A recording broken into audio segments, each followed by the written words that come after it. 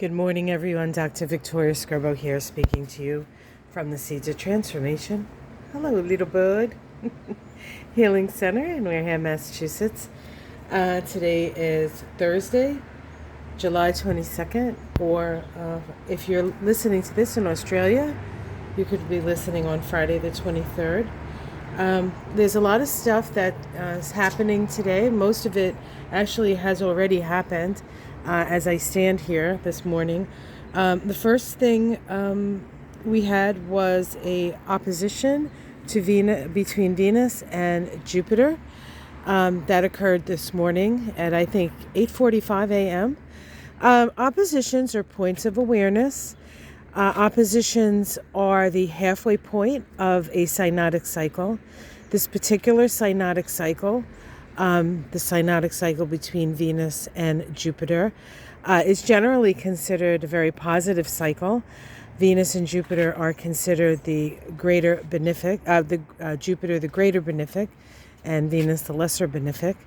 And so there's a sense of luck. There's a sense of good things coming.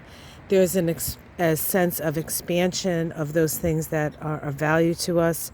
There's an expansion of making our beliefs real in a certain way. Venus is actually the energy of magnetic attraction. So how do we attract those things that we love into our lives?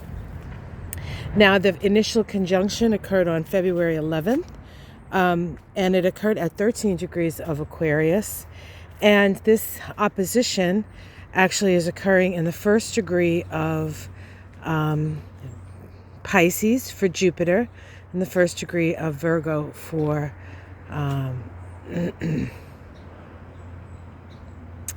Venus. Yesterday, Venus moved into Virgo. And today she gets this boost. It's like, it's as if you're hired for a new job and they say you have to fix it. And sometimes you have to look for what you have to fix. But here we get like a full view of the possibilities and the potentials.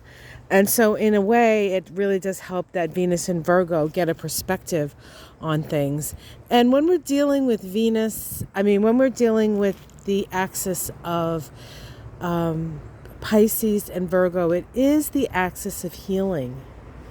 And so we have a healing opportunity today. We get a full view of the options for healing, perhaps. So it's actually quite a lovely energy. Now, shortly thereafter, so we had the two benefics do something, and then shortly thereafter, we had Pluto, which isn't really considered a malefic per se, and Mars, which is considered a malefic, making an inconjunct. Now, this is a special relationship between Pluto and Mars. It is a special relationship focused especially on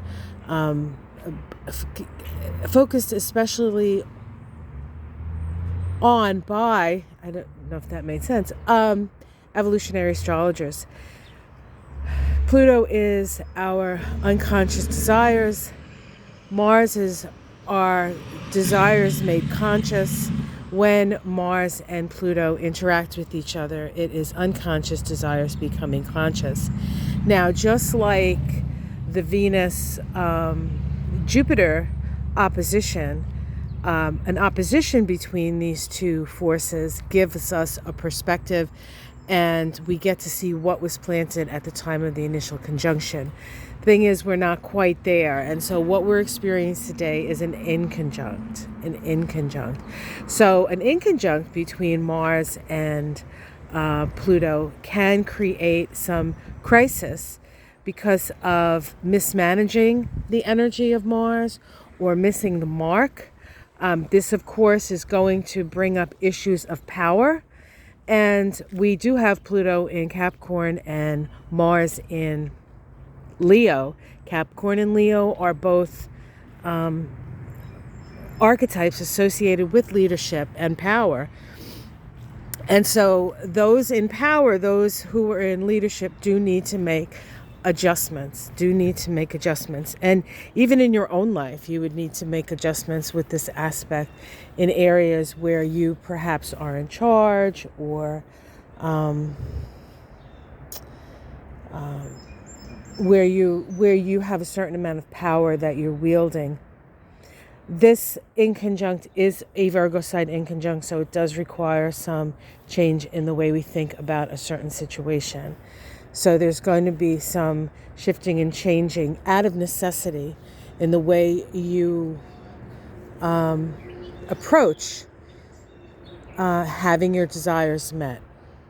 So there's that. And then, and part of that inconjunct between Saturn and Mars, Pluto and Mars, there's also a sextile, not exact, but a sextile to Neptune. And Neptune is also, to a certain extent, inconjuncting Mars. So Mars is actually at the finger of God. It's at the point of a yod.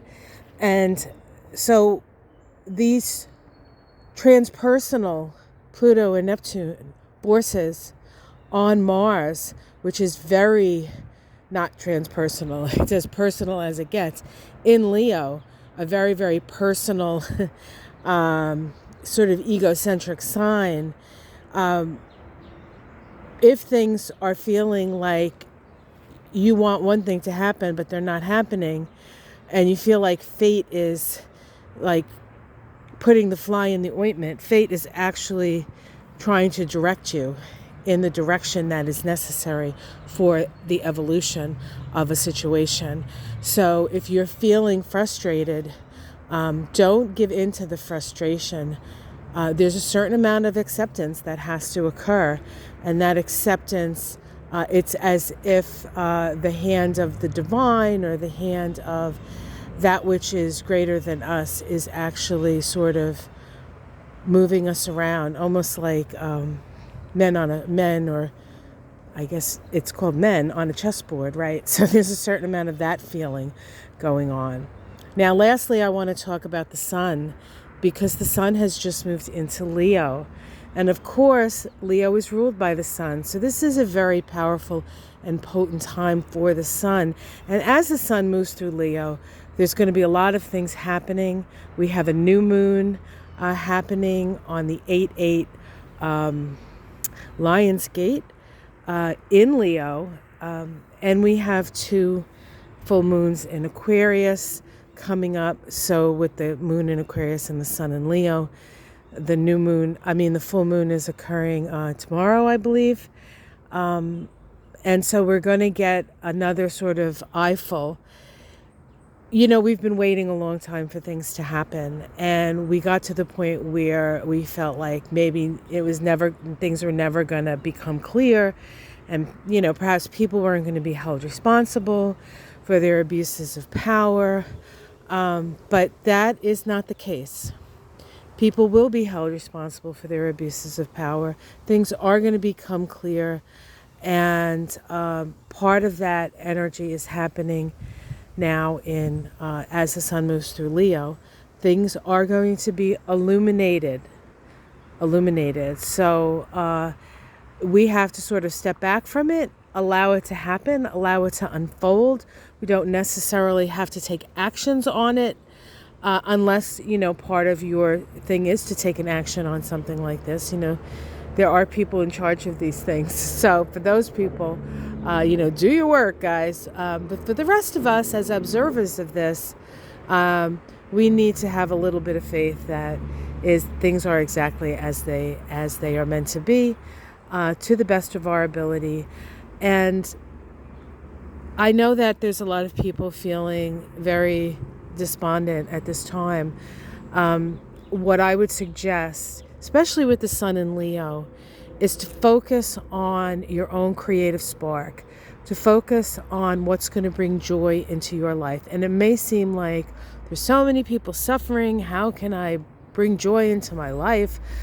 We don't have to be martyrs. We can have good lives.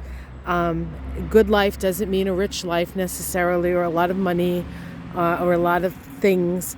But a good life means that you wake up in the morning, you put your feet on the ground, you give thanks for what you do have, and you face the day with the idea that what can I contribute to make this world a better place. And if we all just sort of come from that place, we automatically make the world a better place. So do your magic, guys. We all have the capacity. We all have the ability. Have yourself a great day. Like and subscribe. And it's going to be a wild ride, guys. And I will be here with you to the best of my ability. And know that there's lots of love coming from this part of the world. Namaste, everyone.